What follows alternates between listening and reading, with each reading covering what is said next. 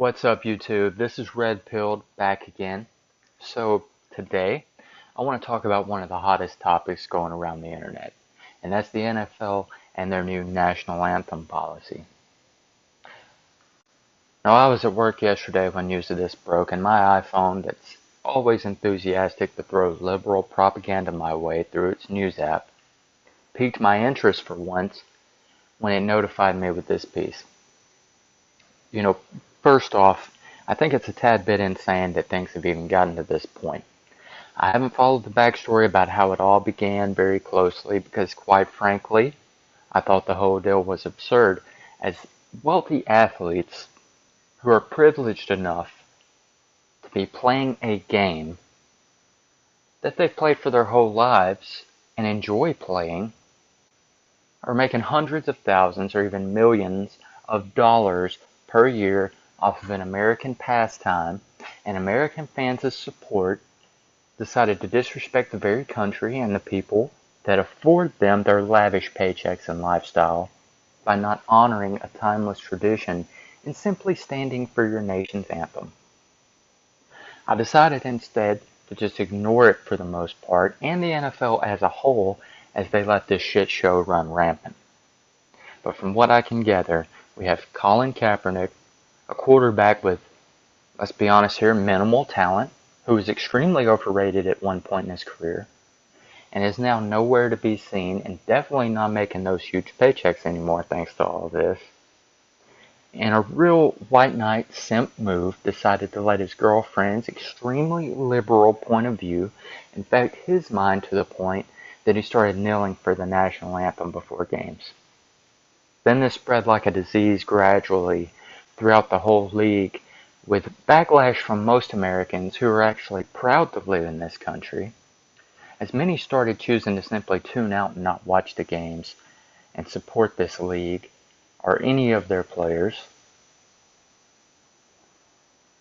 So earlier this year, Vince McMahon, if you're not familiar with Vince McMahon, he's the wrestling mastermind and the chairman of World Wrestling Entertainment, formerly, years ago, World Wrestling Federation, announced he was planning to restart the old XFL league that petered out in 2001. One of his main selling points in this announcement was that players were going to start standing for the national anthem. In his league, you're going to stand for the anthem. I'm a huge fan of Vince McMahon, and I admire what he was able to do in the pro wrestling industry. And to be honest, I've enjoyed the XFL for the most part back in the day. So I was ecstatic to hear that he was bringing it back. Now, the standing for the anthem policy was met with backlash from the media. That's a big surprise, right? Liberal media like ESPN, dying media, they shit all over it. They labeled it a Trump league and make football great again, as if those terms are even a bad thing. Look, they're not. Donald Trump won the presidency. The man and his policies are obviously popular with the majority of the country. But the media believes they're doing damage to Vince McMahon's reputation and the XFL brand with these labels. So, considering the backlash that McMahon received, when I saw this news yesterday, I was slightly shocked. But then on the other hand, I really wasn't. See, the NFL's business was severely hampered by all these liberal, social justice warrior politics last year. And quite frankly, politics have no business on the football field. People go to a football game to support their local team and to be entertained. They spend tons of money that they work hard on throughout the week to go to a game. They pay for tickets, parking, concessions, shirts, hats, jerseys, whatever, and it's all extremely overpriced bullshit. But they pay for it because they want to be entertained by these players. Not because they are interested in the players' political views. They could give a damn what their political views are. And they definitely don't need more liberal brainwashing, because the mainstream media gives them enough of that every single day of their lives. Like I said earlier, my iPhone is constantly throwing this liberal garbage in my face. So the protesting and the kneeling, it does nothing productive for the sport of football or for this nation. It isn't showing support for inequality, and to be honest, in 2018, the argument of inequality is a joke. All it creates is divisiveness, and all it looks like, and all it really is disrespect to the country.